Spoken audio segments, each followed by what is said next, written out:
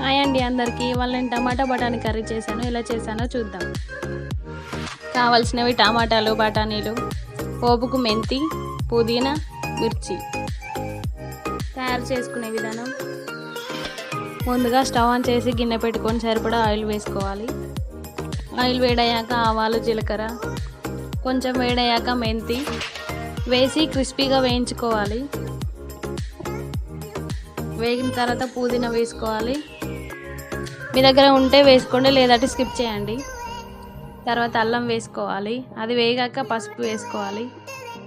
పసుపు పోపులు వేసుకుంటేనే చాలా బాగుంటుంది, కర్రీకి కూడా మంచి చక్కగా పడుతుంది. నెక్స్ట్ టమాటాలు, బఠానీ, మిర్చి వేసుకోవాలి. సరిపడా ఉప్పు వేసుకోవాలి.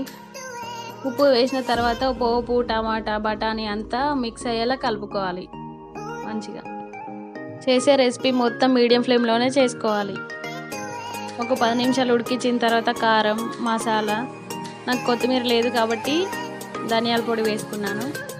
మీ దగ్గర ధనియా పౌడర్ ఉంటే వేసుకోండి, లేదంటే స్కిప్ చేసుకోండి. మీడియం ఫ్లేమ్లోనే ఒక 10 మినిట్స్ ఉడికించుకోండి, ఎందుకంటే బఠానీ ఉడకాలి కదా. ఆల్మోస్ట్ ఉడికిపోయింది. ఇవాళ రైస్, బఠానీ విత్ టమాటో కర్రీ. టేస్ట్ ఎలా ఉందో ట్రై చేద్దాం.